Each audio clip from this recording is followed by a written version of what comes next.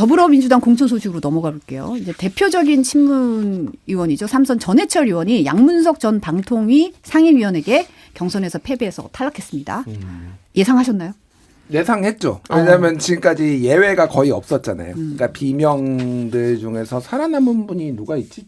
딱 기억이. 이 앞단에 이제 이인영 의원. 그러니까 이인영 의원 정도인데, 약간 송갑석, 뭐 이제 도종환, 그 앞단에 뭐 박용진, 뭐 이렇게 해서 그 앞단에 뭐 홍영표는 아예 컷오프가 되기도 했고, 뭐 이런 식으로 전체적 흐름을 봤을 때 이게 큰 게 이변이 없으면은 오히려, 그러니까 이기는 게 이변이다. 전해철이 이기는 게 이변일 그러네. 정도였어요. 어떻게 보면은. 예. 그러니까 이게 두 가지는 볼 필요 있어요. 그러니까 민주당의 어쨌든 당원들의 투표가 50%가 반영이 된 거잖아요. 네. 일부는 뭐 감점을 받은 분도 있고 안 받은 분도 있지만은, 그러니까 제가 이게 그러니까 바깥에서 보기에는 이게 그러니까 친명일색 뭐 이렇게 보일 수도 있지만은, 결과적으로 보면 비명들도 본인들의 당원들을 설득하는데 실패한 거예요. 그러니까 이게 수박 논쟁이 벌어지고 뭐 이런 거를 했을 때 이게 장기간으로 이게 누적된 어떤 결과잖아요. 그랬을 때 이게 좀 더 이 부분에 적극적으로 대응하고 설득도 하고 뭐 이런 것들이 작업이 있어야 되지 않은 건데, 거의 좀 방치한 느낌? 방관한 느낌 하다가 좀 일격을 당한 느낌이에요. 그래서 이거는 뭐 평가하기가 조금 어려운데, 저는 이제 외부의 시선으로 보면은 이제 이게 민주당에 과히 좋은 영향을 주지는 않을 것 같아요. 그러니까 이게 이재명의 사당화라는 그 프레임에서 벗어나기 힘들지만은, 지금 이번 선거는 어쨌든 총결집이거든요.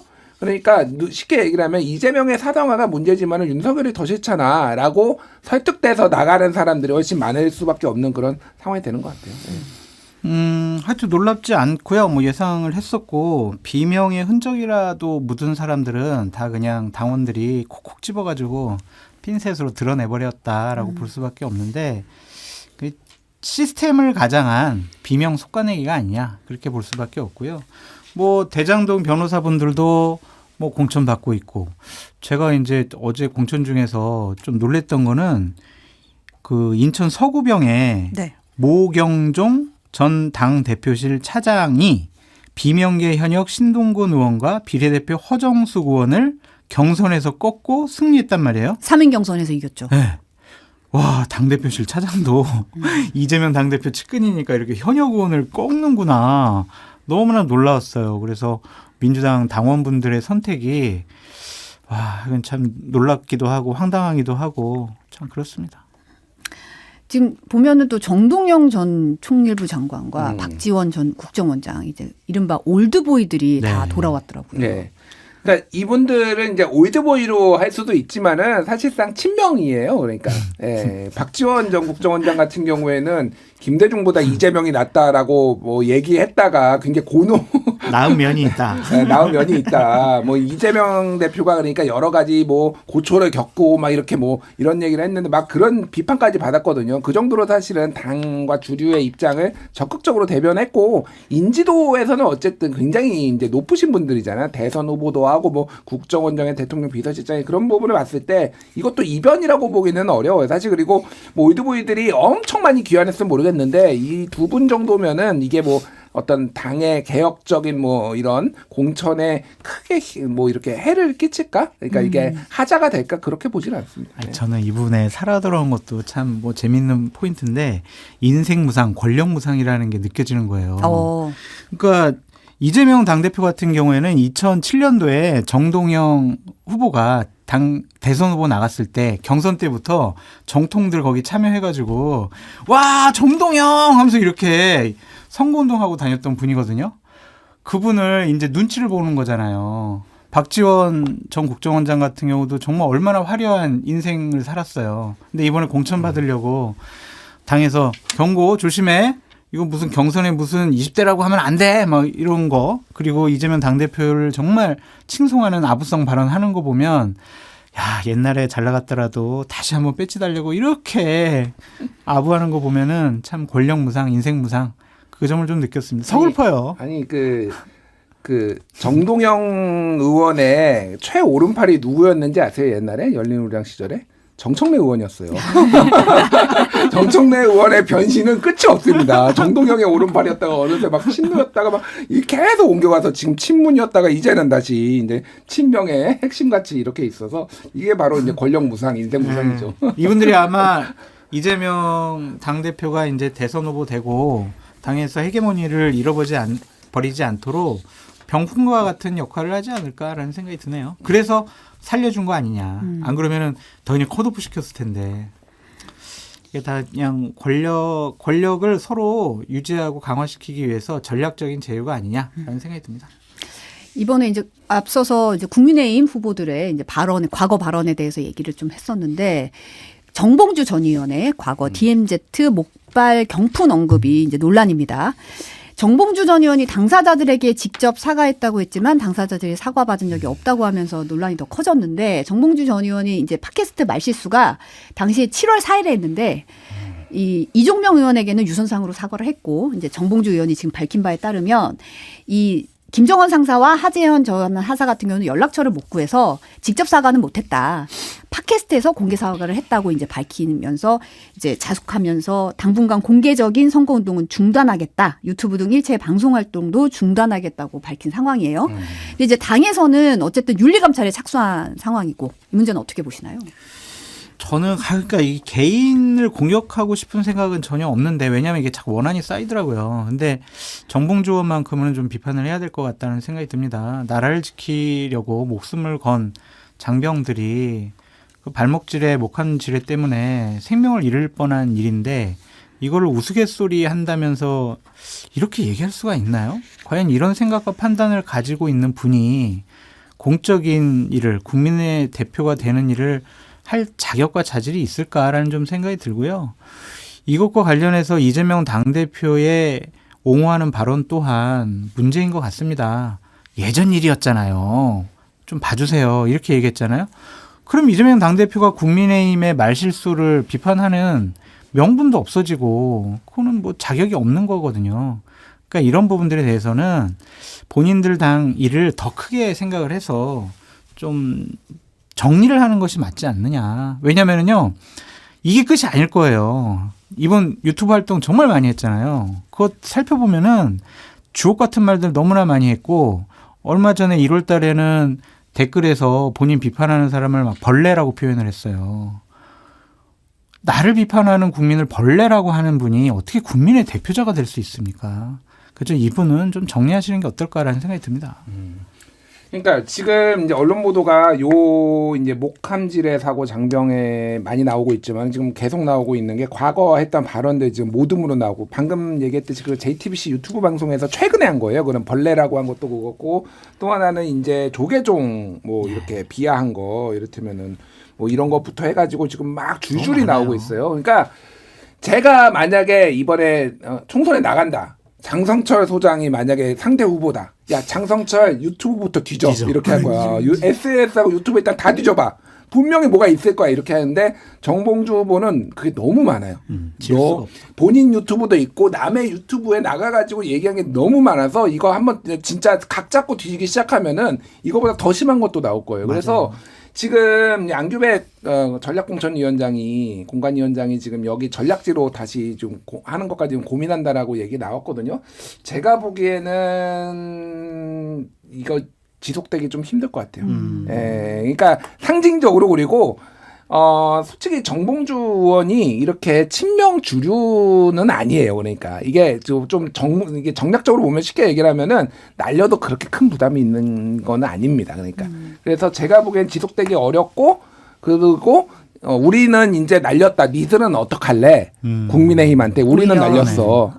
그렇게 갈 가능성이 상당히 높아졌다. 근데 도태우 후보 살려줬으니까 우리도 정봉주 후보 살려주자 막 이러지 않을까요? 아니, 그러니까 지지자들은 어쨌든 뭐 그런 얘기들이 있죠. 뭐 정봉주를 지키자 뭐 이게 있는데 제가 정무적으로 봤을 때는 이거 계속 나와요. 맞아요. 예전에 김용민 후보 2012년에 나왔던 것처럼 계속 나올 가능성이 상당히 높다. 이제 떨고 있는 사람들은 이제 도태우 후보나 장해찬 후보나 무사히 넘어갔으면 좋겠다. 정봉주만 살려줘라. 그렇게 할 가능성도 있어 보이고. 하여튼 이게 말로 본인의 생각과 판단과 가치관과 철학이 다 나오는 거잖아요. 근데 이렇게 부적절한 말을 한 분은 저는 공직을 담당해서는 안 된다는 생각이 강하게 있습니다. 윤리감찰이 어떻게 결과가 나올지 좀 지켜봐야 될 것 같고요. 이번에 이제 야권 비례대표 공천 문제 좀 들여다볼게요. 시민사회 추천받은 두 후보가 자진 사퇴한 데 이어서 임태원 전 이제 군 인권센터 소장이 컷오프 통보 받았다고 밝혔어요. 근데 이제 이유가 병역 기피가 이유였다는 건데 여기에 대해서 이제 양심적 병역 거부자인데 이거를 이유로 이제 하는 게 말이 되냐 이제 이의를 제기했고. 시민사회에서도 이제 현재 인권 감수성이나 국민 눈높이를 봤을 때 임 전 소장을 컷오프하는 건 맞지 않다 이러면서 이제 항의 공문 보낸 상태라고 하더라고요. 요거는 어떻게 될까요? 그러니까 이거는 이제 가치의 문제인 것 같아요. 그래서 전체적인 과정을 먼저 말씀드리면은 시민사회에서 어쨌든 4만 명이 투표를 해가지고 이게 4명이 뽑힌 거잖아요. 이 결과에 대해서 이렇게 민주당이 그 과정에서 조율을 하거나 이랬으면 모르겠는데 이렇게 뽑힌 거에 대해서 다 뒤집는 거가 그럼 바른 거냐. 이게 좀 문제가 있어요, 사실은. 그러면은 애시당초 뭔가를 조율을 했었어야 돼요. 근데 그거 다 방치하고 있다가 나온 결과 보고 야, 얘도 안 돼. 얘도 지금 4명 나온 거 중에 3명이 지금 이제 날아간 거잖아요. 김용 교수도 별로 달갑지 않아 한다는 얘기가 있습니다. 그러면 다 바꾸겠다라는 건데 글쎄요. 이게 조금 정무적으로 조금 매끄럽지 못하다라는 거고 또 하나는 이제 이 임태훈 소장 같은 경우에는 1년 6개월의 징역을 살았습니다. 본인이. 그러니까 양심적 병역 거부라는 건데 이 이슈보다 사실은 성소수자여서 안 됐다라는 게 좀 더 정설에 가까워요. 그러니까. 네, 그게 좀 더 종교계에서 반대한다 뭐 이런 건데 이번에 지난 지방선거에 서울 마포에 성소수자가 민주당의 저기 구의원인가로 이제 당선이 됐어요, 사실은. 그러니까 이거는 어느 정도 넘어야 될 게 벽인 것 같은데, 그런 부분에 있어서 이제 뭐 민주당이 뭐 성소수자를 뭐 이제 옹호하네 안 하네 그런 문제를 떠나가지고 전체적으로 보면은 어떤 가치나 이런 것들이 원칙이 좀 지켜지지 않는 부분이 있다. 뭐 이렇게 봐야 될 것 같습니다. 예. 김준일 평론가님 말씀 맞는데 일단 선거를 앞두고는 실리를 챙겨야 한다. 이분들을 공천을 줬을 때 과연 민주당이 제대로 된 정당이냐라는 평가를 받을 거냐. 공격받고 비판받을 가능성은 없느냐. 그거를 현실적으로 판단해 봤을 때 손해라고 생각했을 거예요.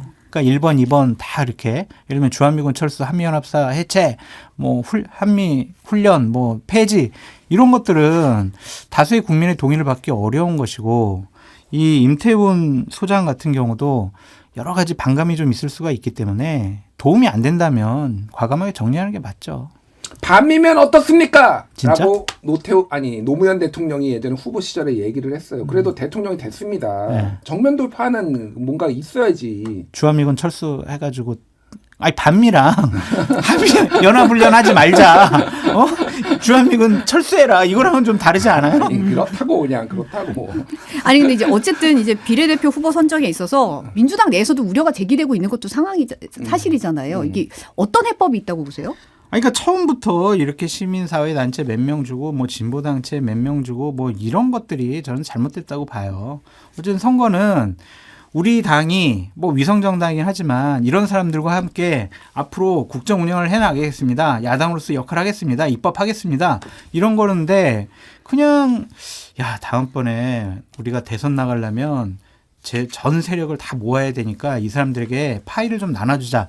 이런 전략적인 차원에서 접근했다면 부적절한 것 같아요. 요거 한마디는 좀 해야 될 것 같아요. 그러니까 준연동형 비례대표제가 이제 장점도 많은 제도인데 지금은 단점이 극대화되고 있어요. 일단 기본적으로 위성정당 만들지, 위성정당 번호 유지하려고 의원 꿔주기, 뭐 이런 것부터 해가지고 사실은 이제 일종의 이 연합정치 같은 경우에는 유럽에서도 많이 하는 겁니다. 이를테면 선거를 앞두고 연대를 해가지고 정당들 끼리 이렇게 같이 후보를 내는 거나 이런 건 많이 하는 거거든요. 그래서 이거 자체를 저는 비판할 수는 없다라고 봐요. 근데 어쨌든 여러 가지 잡음이 생기고 있는데 이 제도 개선에 대해서 어떤 보관을 가지고 있느냐. 연동형 비례대표 유지를 하려면은 이제 더 이상 좀 탈당해가지고 저쪽 당에 가고 뭐 이상한 당직자들이 당대표 맡고 뭐 당대표가 이거를 공천을 주네 못하네 논란이 생기고 이러지 않게 뭔가를 제도를 개선해야 되는데 특히 이제 국민의힘은 원래 좀 선거법에 퇴행적인 정당이라서 그런데 민주당은 본인들이 많이 얘기를 했잖아요. 그러면은 이거에 대해서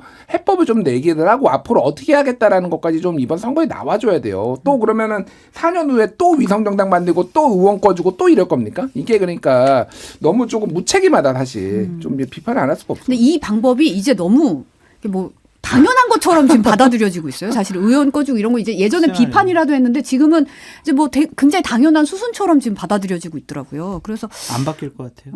불행해요. 불행하다.